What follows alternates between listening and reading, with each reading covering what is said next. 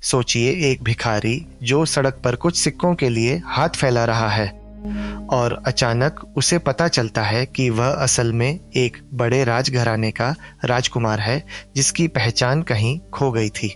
सोचिए उस पल में उसकी पूरी दुनिया कितनी बदल जाएगी। आज की मुरली ठीक इसी गहरे रूपक से शुरू होती है, भिखारी से प्रिंस बनने का सफर, और उस सफर की नींव सिर्फ एक चीज है, पवित्रता। आज हम इस मुरली से 10 गहरे बिंदु लेंगे और हर एक को विस्तार से कहानियों और उदाहरणों के साथ समझेंगे। तो चलिए शुरू करते हैं। पहला बिंदु, भिखारी से प्रिंस। मुरली में एक बहुत गहरा विचार दिया गया है। भिखारी से प्रिंस बनने का यानी एक बहुत साधारण कमजोर अवस्था से एक बहुत ऊंची समृद्ध अवस्था तक पहुंचने का आधार सिर्फ एक चीज है, पवित्रता यानी गहरी भीतरी शुद्धता। यह विचार हमें यह सिखाता है, असली गहरा स्थायी बदलाव बाहरी दिखावे से नहीं बल्कि एक गहरी भीतरी शुद्धता से आता है। एक उदाहरण से समझें। सोचिए 2 व्यक्ति दोनों एक बड़े महत्वपूर्ण पद के लिए कोशिश कर रहे हैं। एक व्यक्ति सिर्फ बाहरी दिखावे, बाहरी चालाकी से आगे बढ़ने की कोशिश करता है। दूसरा व्यक्ति अपनी भीतरी ईमानदारी, अपनी भीतरी शुद्धता को मजबूत करता है, अपने विचारों में, अपने व्यवहार में साफ स्पष्ट रहता है। समय के साथ यह दूसरा व्यक्ति ज्यादा गहरा, ज्यादा स्थायी सम्मान पाता है। तो पहला व्यावहारिक सबक यह है, अपनी बड़ी गहरी उन्नति के लिए सिर्फ बाहरी दिखावे पर नहीं बल्कि अपनी भीतरी शुद्धता, अपनी भीतरी ईमानदारी पर ध्यान दीजिए। इस बिंदु को थोड़ा और गहराई से देखें। मुरली यह भी कहती है कि यह पवित्रता सिर्फ एक व्यक्तिगत गुण नहीं है, यह एक पूरी पवित्र दुनिया की नींव भी है। एक उदाहरण से समझें। सोचिए एक समाज जहां हर व्यक्ति ईमानदार, पारदर्शी व्यवहार करता है। ऐसे समाज में भरोसा, सहयोग स्वाभाविक रूप से बढ़ता है। लेकिन जहां बेईमानी, छुपाव आम है, वहां हर रिश्ता, हर व्यवहार शक और डर से भरा रहता है। तो पहले बिंदु का एक अतिरिक्त सबक यह है, अपनी व्यक्तिगत पवित्रता, अपनी ईमानदारी सिर्फ आपकी अपनी भलाई नहीं है, यह अपने आसपास के पूरे माहौल को भी बेहतर बनाती है। दूसरा बिंदु, आत्माभिमानी बनना। मुरली में एक बहुत गहरा, बहुत केंद्रीय विचार दिया गया है। यह समझना कि हम शरीर नहीं आत्मा हैं, यही वह पाठ है जो इंसान को अपनी सबसे श्रेष्ठ, सबसे ऊंची अवस्था तक पहुंचाता है। यह विचार हमें यह सिखाता है, जब हम खुद को सिर्फ शरीर, सिर्फ बाहरी पहचान मानते हैं तो हम हर बाहरी बदलाव से हिल जाते हैं। लेकिन जब हम खुद को एक स्थिर, गहरी आत्मा मानते हैं तो हम बाहरी उतार चढ़ाव के बीच भी स्थिर रहते हैं। एक उदाहरण से समझे। सोचिए एक व्यक्ति जो अपनी पूरी पहचान अपने पद, अपने शरीर की सुंदरता, अपनी उम्र से जोड़ता है। जब यह चीजें बदलती हैं, पद जाता है, उम्र बढ़ती है, उसकी पूरी पहचान हिल जाती है। लेकिन जो व्यक्ति खुद को इन सब बाहरी चीजों से कहीं गहरा एक स्थिर आत्मा मानता है, वह इन बदलावों के बीच भी अपनी गहरी स्थिरता बनाए रखता है। तो दूसरा व्यावहारिक सबक यह है, अपनी पहचान अपने बदलते बाहरी हालात से नहीं बल्कि अपनी स्थिर, गहरी आंतरिक चेतना से जोड़िए। इस बिंदु को एक और गहराई से देखें। मुरली यह भी कहती है कि यह समझ कोई बड़ी जटिल शिक्षा नहीं है, यह एक बहुत सरल, रोज दोहराया जाने वाला पाठ है। एक उदाहरण से समझे। सोचिए कोई भाषा सीखना। शुरुआत में हर शब्द, हर नियम नया, अजीब लगता है, लेकिन रोज थोड़ा थोड़ा दोहराने से वह भाषा धीरे धीरे स्वाभाविक बन जाती है। आत्म अभिमानी बनने का यह अभ्यास भी ऐसा ही है। रोज थोड़ा थोड़ा याद करने से यह धीरे धीरे हमारा स्वाभाविक स्वभाव बन जाता है। तो दूसरे बिंदु का एक अतिरिक्त सबक यह है, इस गहरी समझ को एक बार में सीखने की कोशिश मत कीजिए। इसे रोज थोड़ा थोड़ा दोहराइए जब तक यह आपका स्वाभाविक स्वभाव न बन जाए। तीसरा बिंदु, पतित पावन एक ही बाप। मुरली में एक बहुत स्पष्ट बात कही गई है, जो पतित पावन यानी अशुद्ध को शुद्ध बनाने वाला, कहलाता है वह एक ही निराकार सर्वोच्च स्रोत है कोई, और शरीरधारी व्यक्ति चाहे कितना भी महान क्यों न हो, यह भूमिका नहीं निभा सकता। यह विचार हमें यह सिखाता है, असली गहरी भीतरी शुद्धि हमेशा एक गहरे स्थिर अपरिवर्तनीय स्रोत से आती है, न कि किसी बदलते सीमित माध्यम से। एक उदाहरण से समझें। सोचिए एक व्यक्ति जो अपनी हर भीतरी उलझन, हर भीतरी अशुद्धि को सिर्फ बाहरी अस्थायी उपायों से ठीक करने की कोशिश करता है, शायद किसी नई खरीदारी से, किसी नए मनोरंजन से। यह राहत बहुत थोड़े समय की होती है, लेकिन जो व्यक्ति अपनी भीतरी अशुद्धि को एक गहरे स्थिर आध्यात्मिक अभ्यास से ठीक करने की कोशिश करता है, वह ज़्यादा गहरा, ज़्यादा स्थायी बदलाव पाता है। तो तीसरा व्यावहारिक सबक यह है, अपनी भीतरी उलझनों का समाधान सिर्फ बाहरी अस्थायी उपायों में मत ढूंढिए। एक गहरे स्थिर स्रोत से जुड़ने की कोशिश कीजिए। इस बिंदु को एक और गहराई से देखें। मुरली यह भी कहती है कि सभी आत्माएं अंततः इसी एक स्रोत को पुकारती हैं, चाहे वे किसी भी धर्म, किसी भी परंपरा से हों। एक उदाहरण से समझे।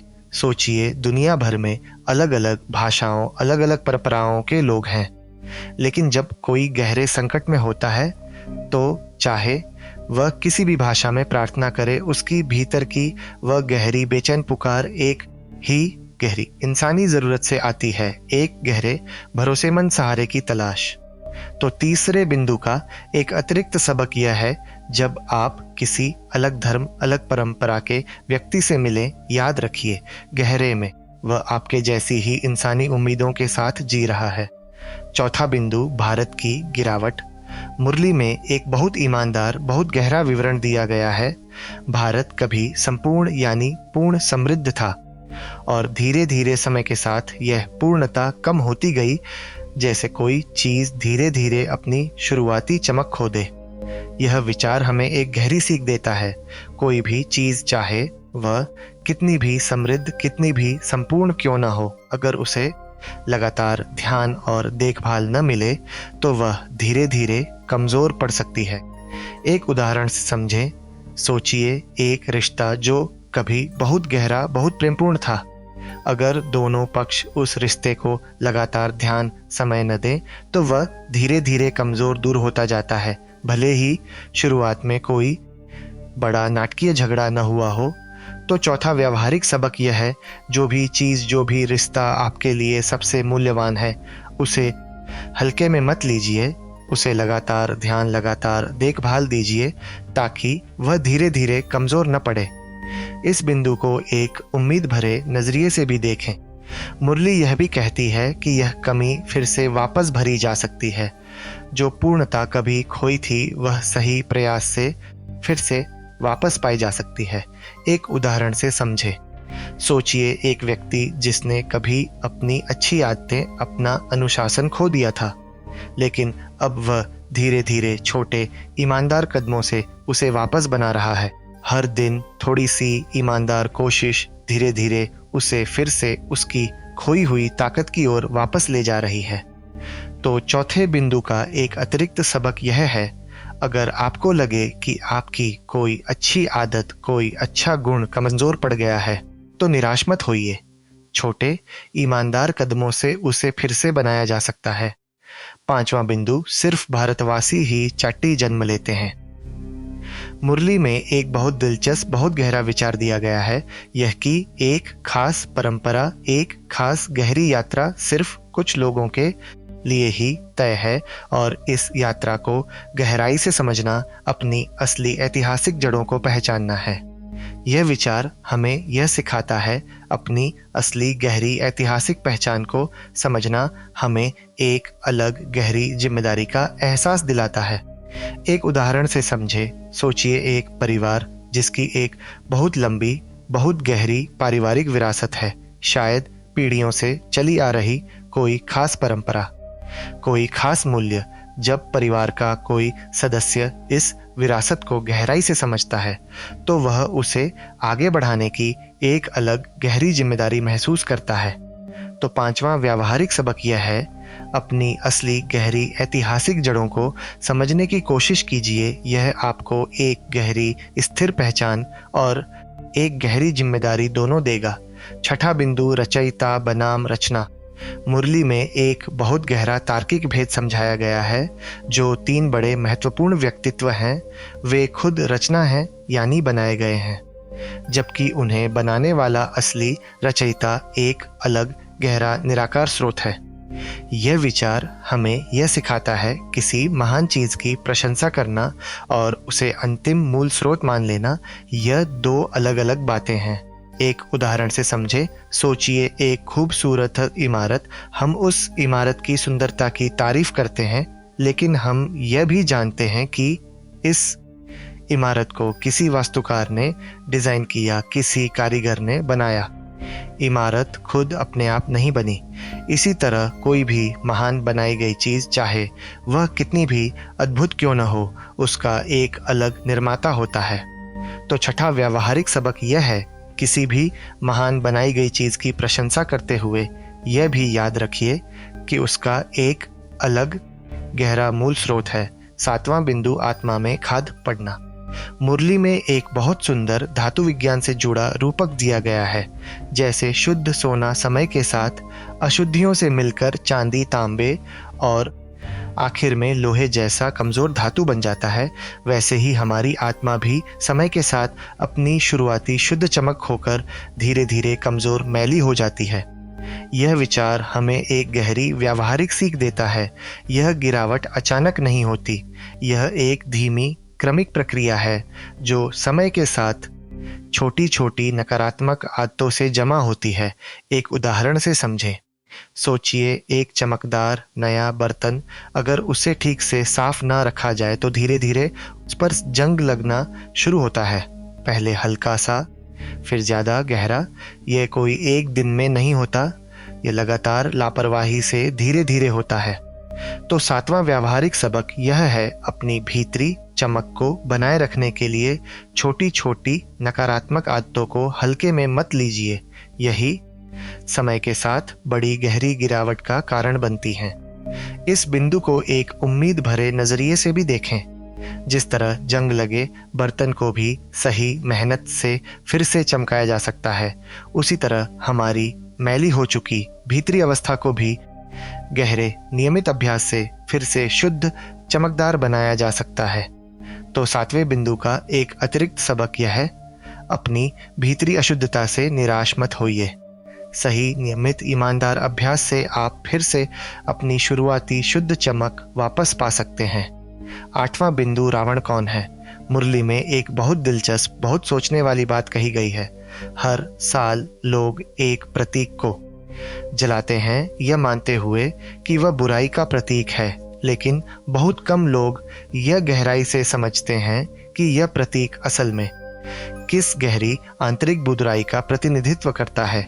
यह विचार हमें यह सिखाता है, कभी कभी हम किसी परंपरा को बरसों तक निभाते रहते हैं बिना उसके असली गहरे अर्थ को समझे। एक उदाहरण से समझे। सोचिए कितने ही रीति रिवाज हम सिर्फ इसलिए निभाते हैं क्योंकि हमेशा से ऐसा होता आया है, बिना यह समझे कि इसका असली गहरा उद्देश्य क्या था। जब हम थोड़ा रुककर उस परंपरा के पीछे की असली कहानी, असली सीख समझने की कोशिश करते हैं, तो वह परंपरा सिर्फ एक रस्म नहीं बल्कि एक गहरा सार्थक अनुभव बन जाती है। तो 8वां व्यावहारिक सबक यह है, जो भी परंपराएं आप हर साल निभाते हैं, कभी कभी रुककर उनके पीछे की असली गहरी सीख को समझने की कोशिश कीजिए।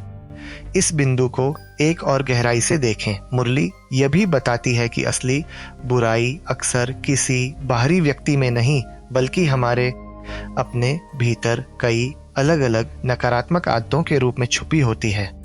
एक उदाहरण से समझें। सोचिए हम अक्सर बुराई को कहीं बाहर किसी और व्यक्ति में ढूंढते हैं, लेकिन असली गहरी आंतरिक बुराई, गुस्सा, लालच, अहंकार अक्सर हमारे अपने भीतर छुपी होती है। जब हम इस भीतरी बुराई को पहचानने और उस पर काम करने लगते हैं, तो हम असली गहरा बदलाव ला पाते हैं। तो 8वें बिंदु का एक अतिरिक्त सबक यह है, बुराई को हमेशा बाहर किसी और में ढूंढने के बजाय अपने भीतर झांक कर देखिए। असली बदलाव वहीं से शुरू होता है। 9वां बिंदु ज्ञान भक्ति वैराग्य का चक्र। मुरली में एक बहुत गहरा चक्रीय विचार दिया गया है।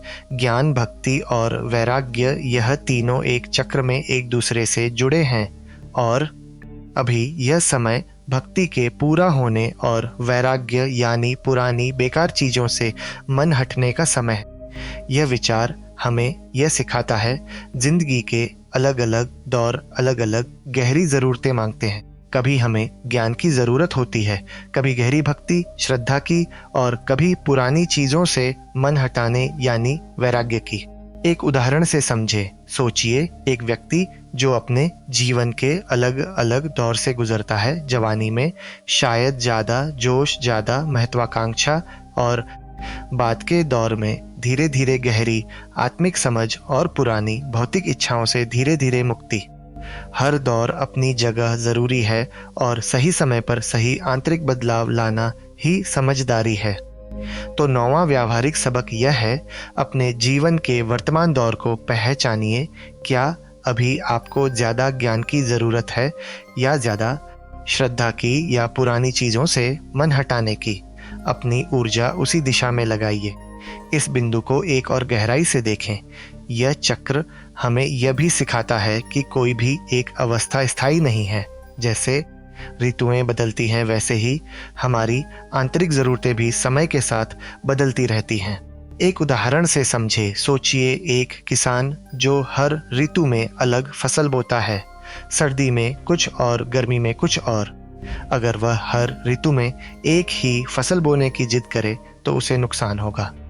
हमारी आंतरिक यात्रा में भी यह समझदारी जरूरी है, यह पहचानना कि अभी कौन सी फसल यानी कौन सा आंतरिक अभ्यास सबसे ज्यादा जरूरी है। तो 9वें बिंदु का एक अतिरिक्त सबक यह है, अपने आंतरिक अभ्यास को एक जैसा हमेशा के लिए तय मत कीजिए।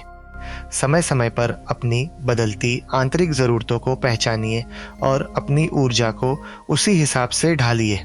10वां बिंदु पावरफुल व्यक्ति से वायुमंडल बदलना। आज की मुरली के वरदान, स्लोगन और अव्यक्त इशारे तीनों एक ही गहरी बात अलग अलग तरीकों से कहते हैं। हमारी अपनी भीतरी शक्तिशाली सोच हमारे आसपास के पूरे माहौल को बदलने की ताकत रखती है, चाहे वह माहौल कितना भी नकारात्मक क्यों न हो।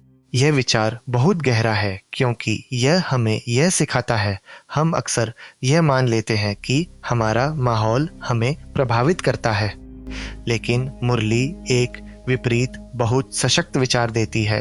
हमारी अपनी स्थिर सकारात्मक सोच असमय माहौल को प्रभावित कर सकती है। एक उदाहरण से समझे। सोचिए एक ऑफिस जहां माहौल बहुत तनावपूर्ण, बहुत नकारात्मक है।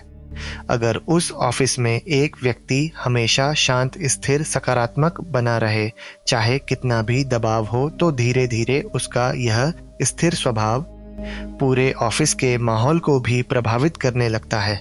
लोग उसके आसपास खुद को ज्यादा शांत, ज्यादा सुरक्षित महसूस करते हैं।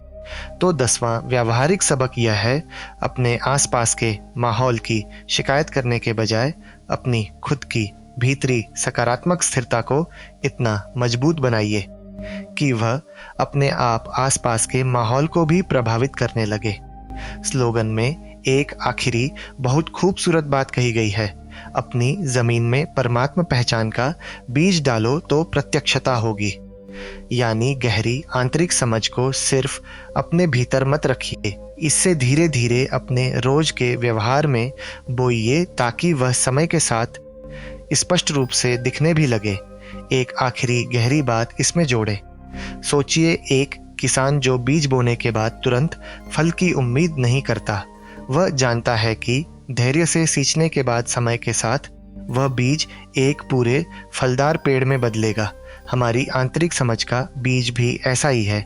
इसे धैर्य से अपने रोज के व्यवहार में सींचते रहिए और समय के साथ यह अपने आप सबको स्पष्ट दिखने लगेगा। तो इस आखिरी 10वें बिंदु का एक अंतिम सबक यह है, अपनी गहरी आंतरिक समझ को सिर्फ एक विचार की तरह मत रखिए। उसे अपने रोज के व्यवहार में धीरे धीरे उतारिए ताकि वह समय के साथ अपने आसपास सबको दिखने भी लगे। तो यह थे आज की मुरली के वे 10 गहरे बिंदु। बाहरी दिखावे की जगह भीतरी शुद्धता पर ध्यान देना, अपनी पहचान को शरीर नहीं आत्मा से जोड़ना, भीतरी उलझनों का हल, एक स्थिर गहरे स्रोत से पाना, अपनी सबसे मूल्यवान चीजों को हल्के में न लेना, अपनी असली ऐतिहासिक जड़ों को पहचानना, किसी महान चीज की प्रशंसा करते हुए भी उसके मूल स्रोत को याद रखना, अपनी भीतरी चमक को छोटी लापरवाही से बचाना, बुराई को बाहर नहीं, अपने भीतर ढूंढना, अपने जीवन के सही दौर को पहचानना और अंत में अपनी भीतरी स्थिरता से आसपास के माहौल को बदलना। यह सारी बातें सिर्फ सुनने के लिए नहीं हैं। आज इनमें से सिर्फ एक बात चुनिए, शायद अपनी किसी पुरानी परंपरा के असली गहरे अर्थ को समझना, या फिर अपने आसपास के माहौल में अपनी स्थिर सकारात्मक सोच से कुछ बेहतर बदलाव लाना और उसे आज ही अपनी जिंदगी में आजमाइए। अगर आपको आज की यह मुरली चर्चा गहरी और उपयोगी लगी हो तो इसे लाइक करें, अपने परिवार और साथियों के साथ शेयर करें ताकि वे भी इन बातों से लाभ उठा सकें। कमेंट बताएं आज के इन 10 बिंदुओं में से कौन सी बात आपको सबसे ज़्यादा छू गई। हर दिन ऐसी ही गहरी और व्यावहारिक मुरली चर्चा के लिए चैनल को सब्सक्राइब करना न भूलें और बेल आइकॉन ज़रूर दबाएं ताकि कल की मुरली का अगला एपिसोड आपसे न छूटे। ओम शांति।